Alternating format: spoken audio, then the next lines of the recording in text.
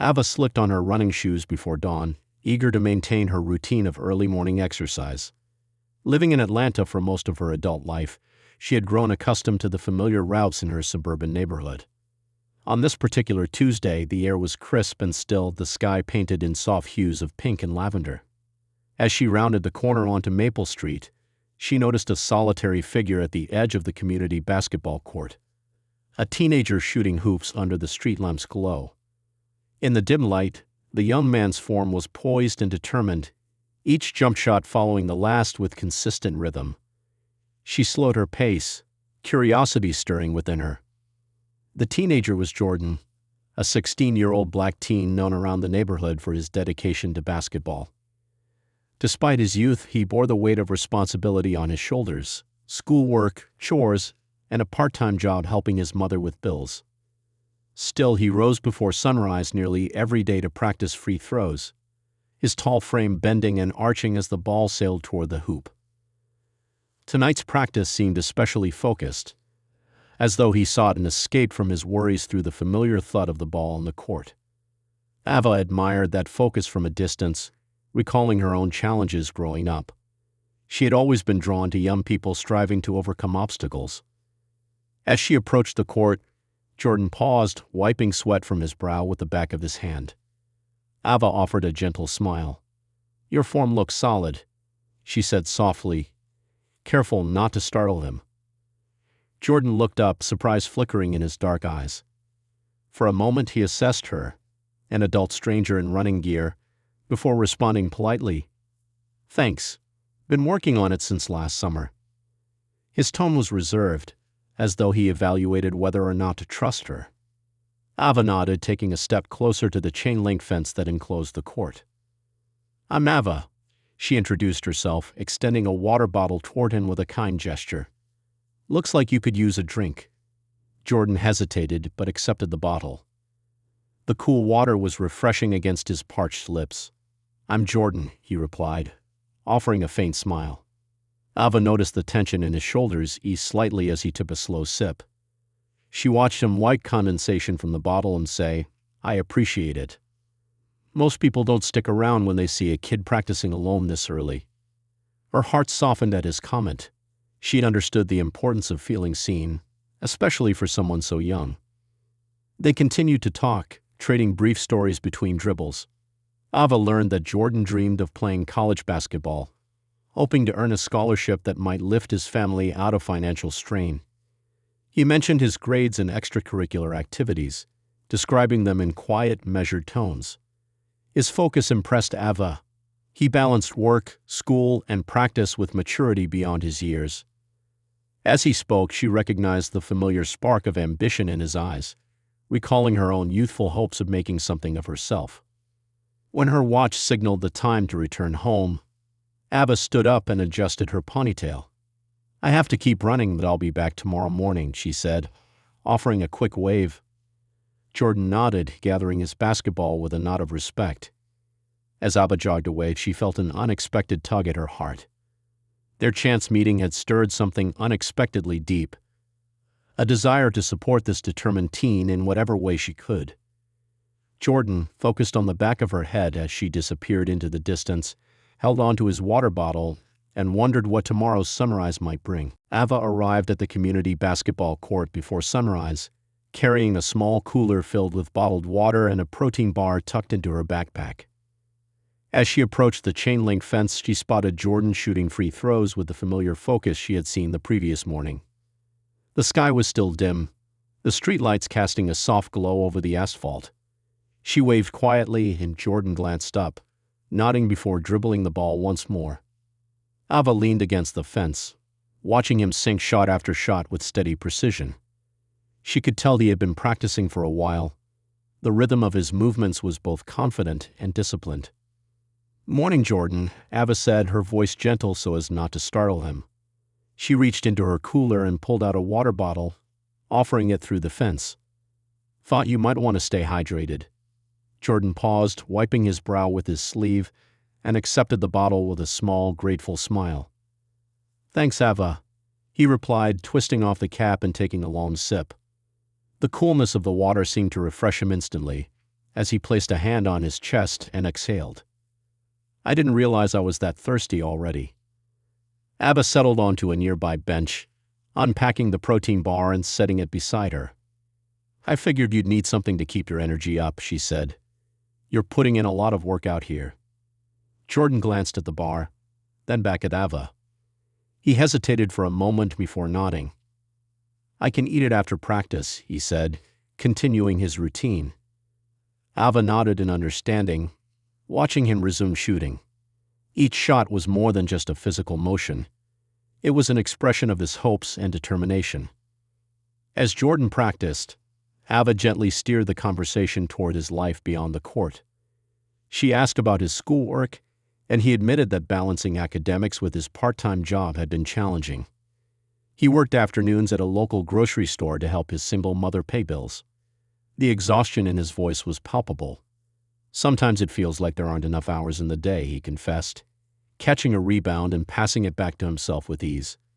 I have to finish homework before work, and then I get home so late that I'm too tired to do drills. Ava listened with empathy, recalling her own adolescent years when she had juggled multiple responsibilities. She shared a brief story about working part-time in a bookstore while maintaining her grades, emphasizing that it had taught her essential time management skills. I learned to create a schedule and stick to it, she explained, even if it meant waking up at 5 a.m. to finish an assignment before my shift started. Jordan glanced at her, eyes widening slightly as if realizing that his struggle was not entirely unique. Sounds tough, he said quietly. But it must have paid off for you. With each passing minute, their rapport deepened. Jordan grew more comfortable opening up about his dreams of playing college basketball, revealing how he believed a scholarship could relieve his family's financial burden.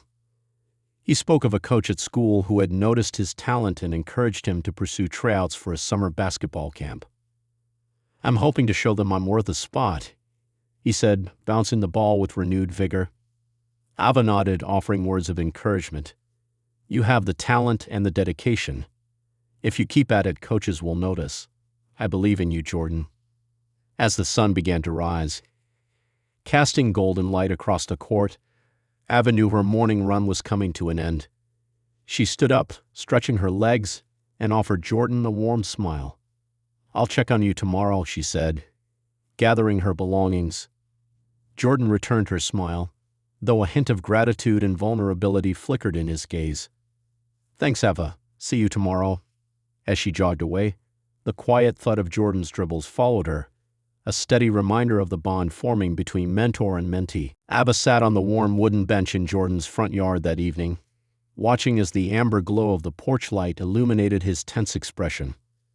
They had just finished a long conversation inside, where Jordan had revealed that his father had been laid off from the factory job he'd held for years.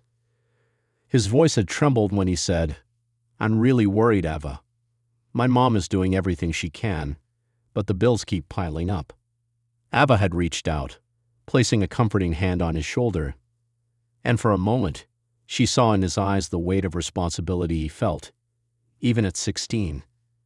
As he held back quiet tears, she recognized the same uncertainty she had felt in her early 20s, when life's pressures had felt insurmountable.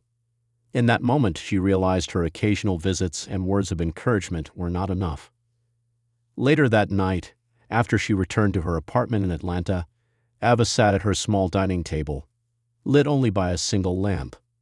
She sipped herbal tea and replayed their conversation, hearing the hopelessness in Jordan's voice. Every detail of his face, the way his jaw had clenched as he tried to stay strong, the way his eyes had flickered toward the floor, etched itself in her mind. Her heart ached for him, knowing that a stable, consistent presence might give him more than sporadic advice or motivational pep talks. She took a deep breath and whispered to herself, I have to be there for him.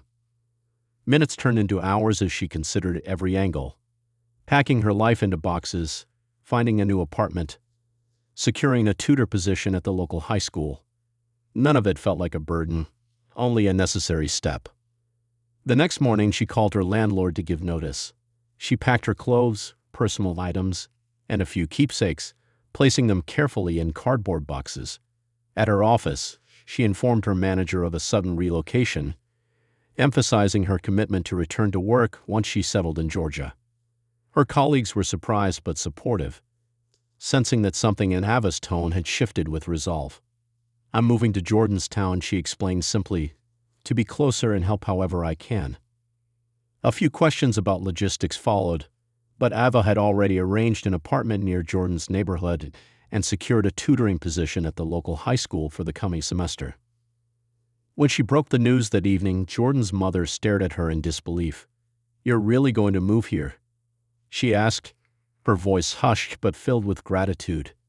Ava nodded, gently touching her arm. "Yes, I know how hard things have been. Jordan deserves stability, and I want to be a part of that." Jordan, sitting on the porch with a glass of iced tea in hand, watched the exchange in silence. He felt a tangle of emotions: admiration for Ava's generosity, embarrassment at the sudden attention, and a flutter of nervous anticipation. "Thank you," he finally whispered, his voice strained by the weight of his feelings. Ava smiled softly. "We'll figure it out together." Over the next few days, Jordan noticed Ava's absence at the basketball court each morning. Instead, he received a text: "Packing up today, see you soon." He felt a hollow ache without her familiar presence. At home, overhearing his parents discuss the changes, he realized that Ava's decision was a rare gift, one that carried hope for his family's future. As he sipped iced tea on the porch that last day before Ava's arrival, he felt gratitude and confusion swirl together, bracing himself for the new life about to unfold. Ava unpacked the last box of her belongings in the modest apartment she'd rented just 2 blocks from Jordan's home. The beige walls felt plain, but to her they represented a fresh start. She arranged a simple bed, a small desk for her tutoring materials, and a narrow bookshelf where she placed titles on time management, motivational biographies, and a few novels. Each item she unpacked echoed her commitment to this new life, a life rooted in the purpose of supporting a teenager whose potential she believed in. By late afternoon, she stepped out, sneakers crunching on the sidewalk, and made her way toward the local high school where she'd secured a tutoring job for the upcoming semester. On her first day, Ava greeted the principal quietly, handed over her teaching credentials, and was shown to a small classroom converted for after-school tutoring. The students trickled in, some shy, some curious, but she focused on Jordan. She noticed him sitting near the back, shoulders rounded, glancing at her over a math textbook. When he caught her eye, he offered a barely perceptible nod and returned to scribbling in his notebook. Ava's heart warmed at the small gesture. Even though he hadn't asked her to move here, his acknowledgement felt like a silent acceptance of her presence. After tutoring, she walked to the community basketball court, remembering how she'd first met him. Jordan was already there, practicing under the fading light. She carried a bottle of water and a small sports bag with spare socks and a towel. As she approached, he paused, wiping sweat from his forehead. "Good to see you," she said softly, handing him the water. He took a short drink, eyes distant. "Thanks," he muttered. Ava settled on a nearby bench, unpacking her book to give him space while still being available if he needed anything. He continued his drills without looking at her directly, and she resisted the urge to hover. Over the next few days, Ava's presence became a constant in Jordan's routine. She arrived at the court each morning, greeting him with a quick wave before moving to the bleachers to read or prepare tutoring exercises. She volunteered to chaperone his basketball practice on Thursday evenings, offering to drive him home afterwards so he wouldn't stay late alone. Each gesture, small as it was, felt like a lifeline for Jordan, even though he rarely expressed gratitude. One morning, as he paused to wipe his brow, he said quietly, "I didn't ask you to move here." Ava paused, heart tightening at the words. She replied gently, "I know. I chose to come because I believe in you." He gave a curt nod and turned back to his drills, leaving her to reflect on the delicate balance between caring too much and respecting his independence. Ava adjusted to her new routine. Mornings at the court, afternoons at the school, evenings preparing lesson plans or jogging through the neighborhood. She found community among fellow tutors and neighbors who appreciated her calming presence. Jordan's mother sometimes offered cookies when Ava dropped by, expressing gratitude she knew couldn't fully capture the relief Ava's relocation brought. Still, Jordan's teenage pride often created tension. He oscillated between gratitude and embarrassment. Ava understood. She settled into a quiet resolve to be present, to help when needed, and to step back when asked. As the days passed, the apartment walls began to feel less bare, filled with the promise of hope and the knowledge that sometimes genuine caring changes two lives in ways neither person anticipated. Ava arrived at the tutoring room that afternoon, the sunlight streaming gently through the windows as she arranged her notebooks and pens. She glanced at the clock. The session would start in 5 minutes. Jordan walked in shortly after, his backpack slung over one shoulder. She could sense something was off. His shoulders were tense, and he avoided making eye contact. Ava took a deep breath and greeted him with a warm, "Hey, Jordan," hoping to ease the mood. He offered a brief nod and went straight to his seat without a word. As they began working through algebra problems, Jordan's mind seemed distracted. He fumbled with his pencil, staring at the equations without writing anything. Ava leaned in and said softly, "Are you okay?" He glanced at her, jaw clenched, and replied in a low voice, "I'm fine." She recognized that tone. A teenager's way of shutting down. Before she could respond, Jordan's phone buzzed with a message. He peeked at the screen, and his face clouded over. Ava noticed him grow more withdrawn. "Can we focus on the problems?" Ava suggested gently. He exhaled sharply and said, "Yeah, sure." But he didn't look at the worksheet again. After a few moments of awkward silence, Jordan slammed his fist on the desk, startling both of them. The pencil rolled across the floor. Ava's heart skipped. This was new. She knelt to retrieve the pencil and offered it back to him, thinking perhaps it was just frustration with the math. "Here," she said quietly. Jordan caught the pencil but didn't say thank you. Instead, he shoved his books away. Ava stood and moved behind him, careful not to crowd him.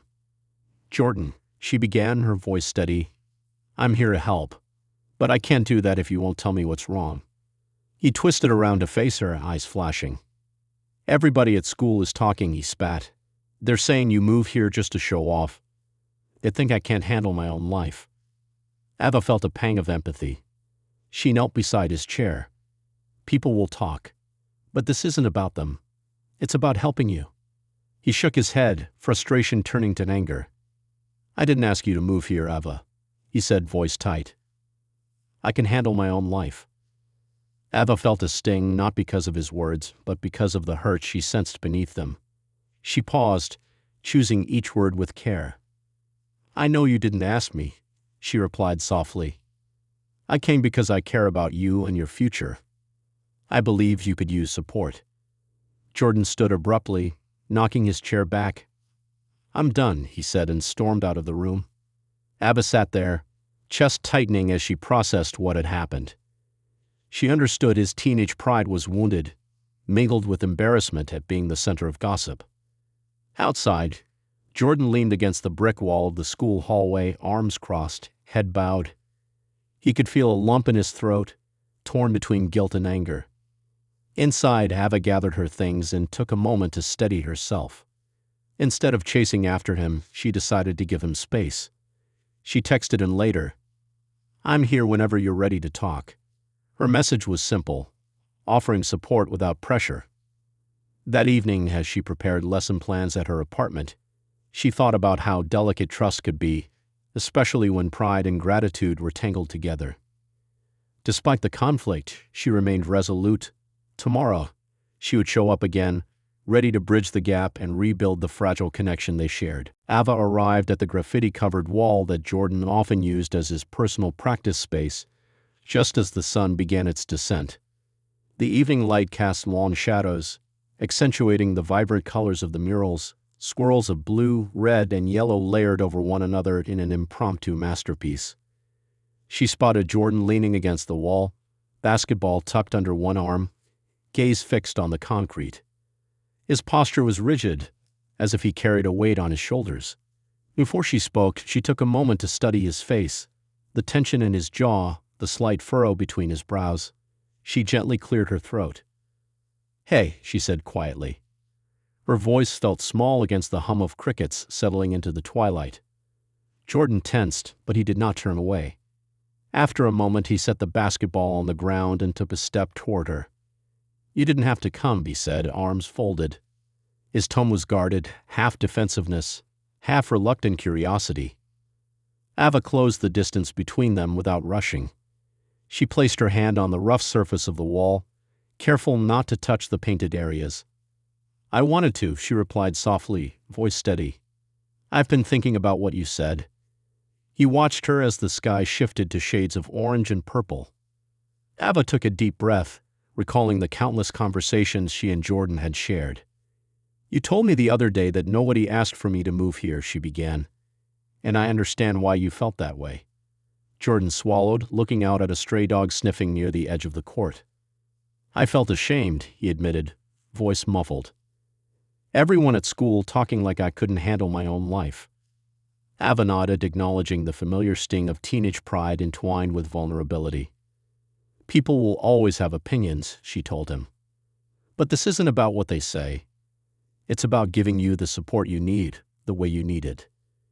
Jordan kicked at a pebble, sending it skittering across the asphalt. "I know," he said, eyes dropping to his sneakers. "But sometimes it feels like you think I can't do anything on my own." His words hung between them, raw and honest. Ava stepped closer and placed a hand on his forearm, gentle but firm. "I believe in you," she said, meeting his gaze. "Not because I think you're incapable, because I know you're capable. But everyone needs help sometimes." His expression softened, confusion and relief flickering in his dark eyes. "I guess I was scared," Jordan confessed, voice cracking. "Scared that if I accepted your help, I'd owe you something." Her heart tightened. She understood the invisible bonds of gratitude and guilt that often trapped people. "Help doesn't have to be a debt," she answered. "It can be a gift, something given freely, without strings. I came here because I want to see you succeed. No other motive." Jordan closed his eyes and exhaled slowly, letting her words settle. For a moment, they stood silently, listening to the distant hum of cars passing and the occasional clap of a distant thunderstorm. A reminder that the world was larger than their small worries. Jordan finally nodded, placing his hand over hers. "Thank you, Ava," he whispered, sounding both vulnerable and resolute. "I'm sorry for pushing you away." Ava squeezed his hand and smiled gently. "It's okay," she said. "We'll figure this out together." As dusk turned to night, they walked side by side toward the court, the graffiti wall standing behind them like a witness to their fragile understanding. In the fading light, the lines between mentor and mentee blurred into something more balanced. Two people committed to navigating challenges together, each offering strength to the other. Ava arrived at the basketball court on a cool, overcast morning, carrying 2 steaming cups of hot chocolate in her hands. The late autumn air felt crisp against her skin, hinting that winter was not far off. She watched as Jordan stood at the free throw line, the ball balanced on his fingertips, ready to shoot. As he released it, the cup slipped from Ava's fingers, splattering chocolate against the asphalt. Jordan paused mid-dribble, letting the ball bounce harmlessly away, and jogged over. He looked at the spilled drink, then back at Ava with a hesitant curiosity. "Sorry about that," Ava said, kneeling to wipe chocolate off the pavement with paper towels from her bag. "Thought you might like something warm before practice." Jordan crouched beside her, helping to clean the mess with a few extra napkins. "I appreciate it," he murmured. For a moment, they worked side by side, united by a simple task. Once the surface was clean, Jordan stood up and offered her a small, cautious smile. "Thank you," he said, his tone softer than it had been in weeks. Ava nodded and handed him the other cup. "On me," she said quietly. Jordan blinked, took a careful sip, and exhaled a breath he didn't realize he'd been holding. "This is perfect," he said, the tension in his shoulders easing. Ava settled on the aluminum bleachers that overlooked the court, and Jordan joined her, holding the hot chocolate with both hands. For a few moments, they sat in companionable silence, watching fallen leaves swirl in the wind. "I've been working on my shooting form," Jordan said at last, tracing a circle on the bleacher seat with his finger. Coaches at school have noticed some improvement. Ava smiled, lifting her cup. I saw. You look more confident with your release. Jordan's gaze lifted to meet hers. Thanks to you, I started following that drill you mentioned. Ava felt warmth in her chest at his words. I'm proud of you, she said gently. Your effort is paying off. They sat together for 20 minutes, sipping hot chocolate and talking about Jordan's upcoming tryout. He admitted he was nervous, unsure if he'd measure up to other athletes. Ava reached into her bag and pulled out a worn notebook filled with practice drills and motivational quotes. I made this for you, she said, passing it to him. You can review the drills anytime, and maybe jot down what works best for you. Jordan opened the notebook, tracing the handwritten pages with his finger. This is awesome, he said, eyes bright. Thank you.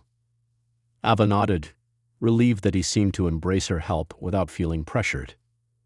As the clock ticked closer to school, Jordan said, Do you mind driving me to tryouts next week? The court is far, and I don't want to be late. Ava offered a soft grin.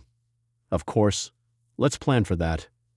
Jordan paused, glancing at her, and added, And if it's okay, can you give me feedback on my essay for college applications? I want someone honest. Ava's heart lifted.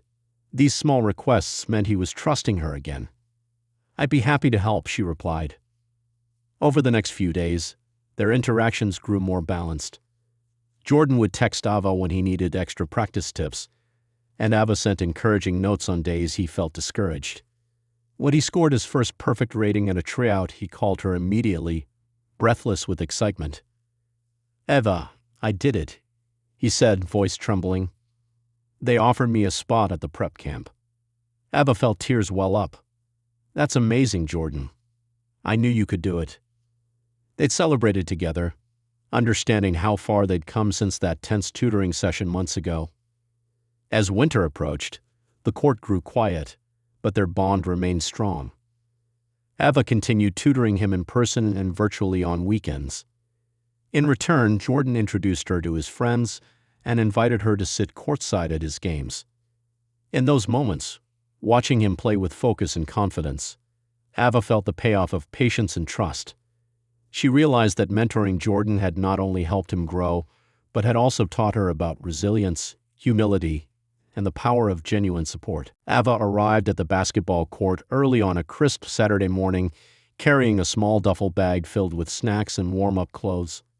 The sky was overcast, and a light breeze rustled the fallen leaves scattered across the asphalt. She spotted Jordan standing near the free throw line, shooting effortlessly as if the world around him didn't exist. When he noticed her, he offered a relaxed smile, a contrast to the guarded expression he'd worn months ago. Ava felt a rush of pride witnessing how far he'd come. Good morning, Ava greeted, walking toward him. She passed him a bottle of water and a granola bar. Thought you'd like something to munch on before practice. Jordan nodded appreciatively, taking a bite. Thanks, I've been running drills earlier than usual, he replied, wiping sweat from his brow. Coach said the prep camp starts next week, so I gotta be ready. Ava listened, impressed by his calm determination. She remembered how uncertain he had been not long ago. Now he seemed poised and confident. They spent the next hour running through drills, layup lines, defensive slides, and shooting routines. Ava offered gentle feedback when Jordan stumbled, reminding him to keep his knees bent and follow through with each shot. After practice, they sat on the steps of the bleachers, sipping lukewarm water as the wind picked up. I got the scholarship offer, Jordan said, his tone steady yet tinged with excitement. They want me to join the prep camp full-time and stay on campus. Ava's chest tightened with emotion. That's incredible, Jordan. I'm so proud of you. Jordan smiled, eyes shining with gratitude. I couldn't have done it without you. Over the next few days, Jordan prepared to leave for the camp. Ava helped him pack, folding clothes and organizing textbooks for his summer courses. His mother watched from the doorway, tears brimming in her eyes. Thank you, she whispered to Ava. You changed our family's life. Ava offered a reassuring nod. Jordan earned this. I just provided a little guidance." As Jordan balanced his suitcase, he caught Ava's gaze and said softly, "I didn't ask you to move here, but I wouldn't trade these months for anything. You believed in me when I didn't believe in myself." Ava felt tears sting her eyes. "That's what friends do," she replied, forcing a smile to mask her emotions. On the morning of his departure, Jordan's car pulled up in front of the house.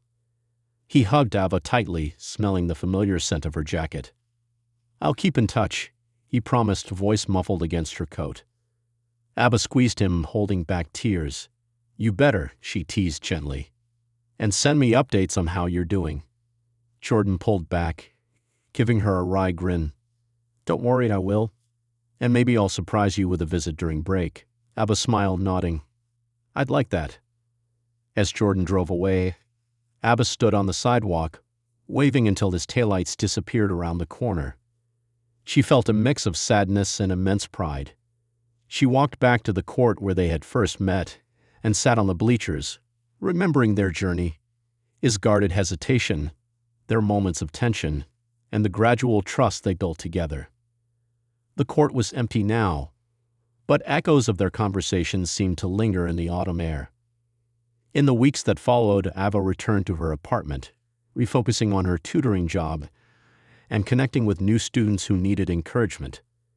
She often found herself glancing at her phone, waiting for Jordan's texts or photos from the camp. When he sent a picture of himself in a new uniform, beaming after scoring the winning shot in a scrimmage, her heart swelled with joy. She replied immediately, "I knew you could do it."